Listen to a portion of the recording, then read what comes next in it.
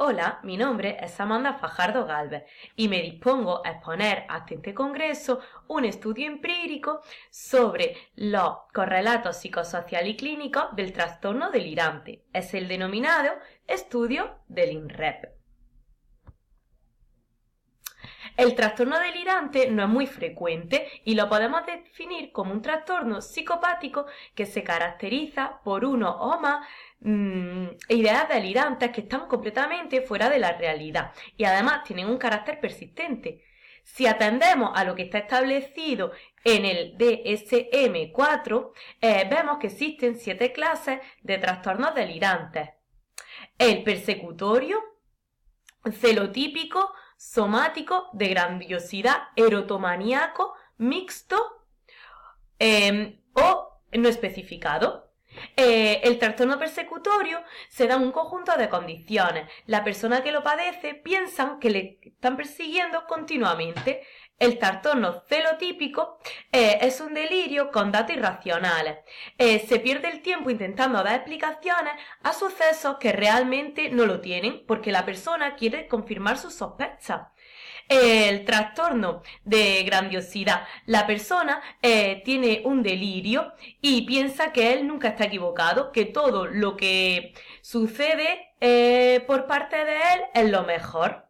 El erotomaníaco. El paciente tiene la convicción absoluta de que posee una relación sentimental con una persona normalmente que tiene un estatus social superior al que tiene él.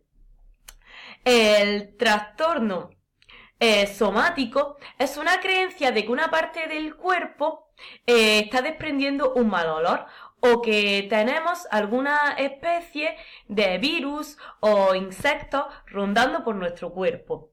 El trastorno mixto comprende síntomas tanto del hiperactivo como del hipoactivo y el no especificado es un desentendimiento completo de la realidad.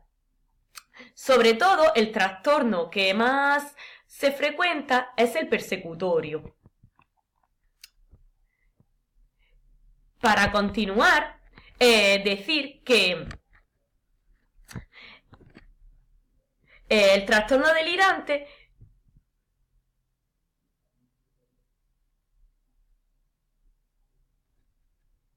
el metaanálisis de Kender, de 1982 observó que la media de edad de inicio oscilaba aproximadamente entre los 35 y los 45 años de edad.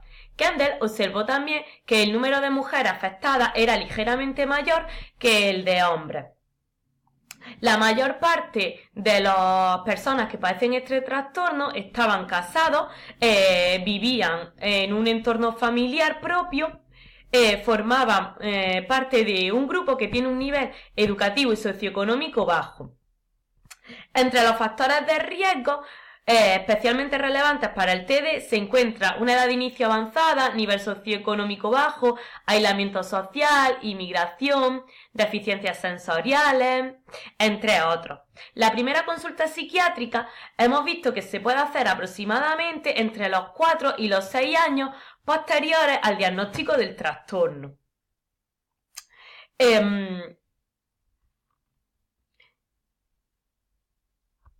Vale, el objetivo de este estudio empírico es describir los correlatos psicosociales y clínicos del trastorno delirante, TD, y sus tipos. Es muy importante porque la mayor parte del conocimiento que existe sobre el TD no procede de estudios empíricos que tengan un método de análisis sistemático validado.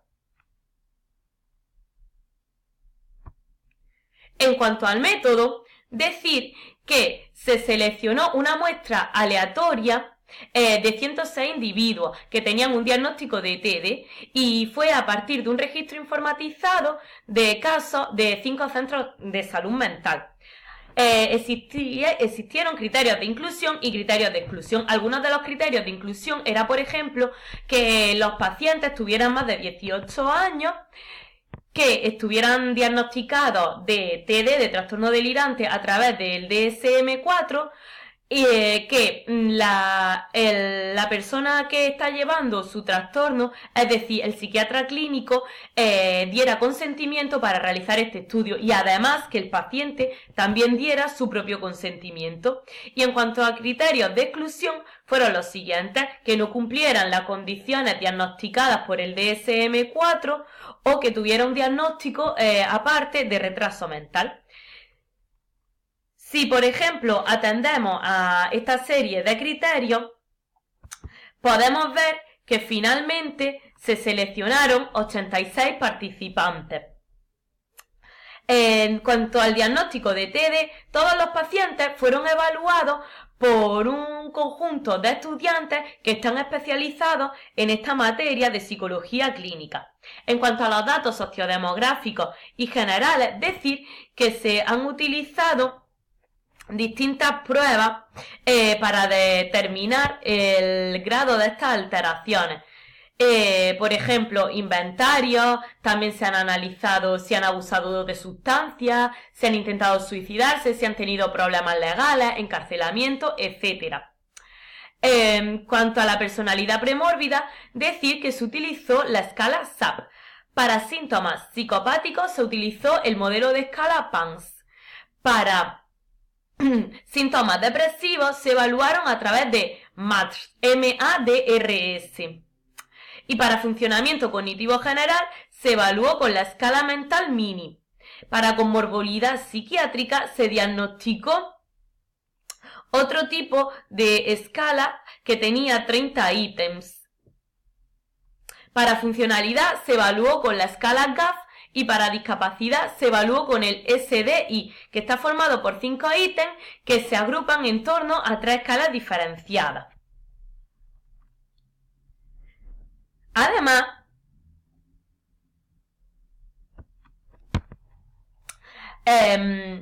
la relación estática entre las variables cualitativas y cada tipo de TD podemos decir que se determinó con una escala de x elevado al cuadrado. Por último, se utilizó una prueba exacta de Fisher para aquellos casos de tablas de contingencia de 2×2.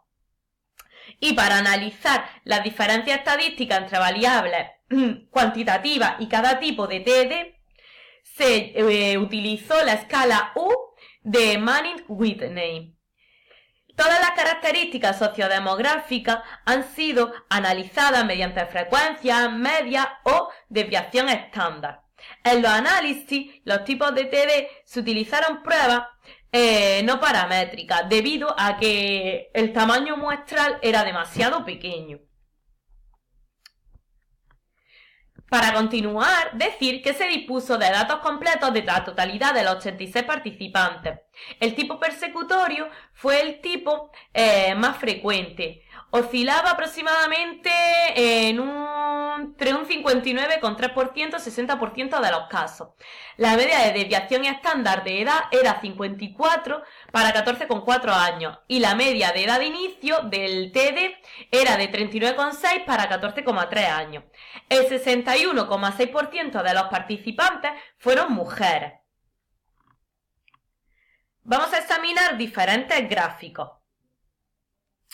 Vale, el primer gráfico de barra resume las características sociodemográficas del TD, además de sus tipos. Aproximadamente la mitad de los pacientes estaban casados, vivían con su propia familia. Es interesante señalar que el hecho de estar casado iba asociado a un mayor grado de celos.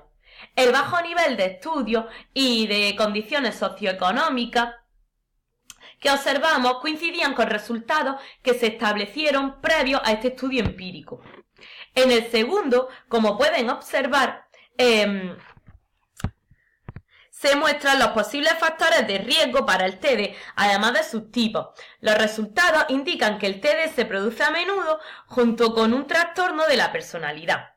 Los pacientes con TD puede que compartan una misma vulnerabilidad que pacientes esquizofrénicos o que pacientes que padecen otros trastornos psiquiátricos. Además, nuestros resultados podrían respaldar el concepto de TD que teníamos a los comienzos de llevar a cabo esta investigación. Continuamos con dos últimos gráficos que nos muestran características de la gravedad de la psicopatía y de la comorbilidad del eje 1 en el trastorno delirante, así como sus tipos. Y el siguiente nos muestra la evolución y uso de recursos del TD y sus tipos.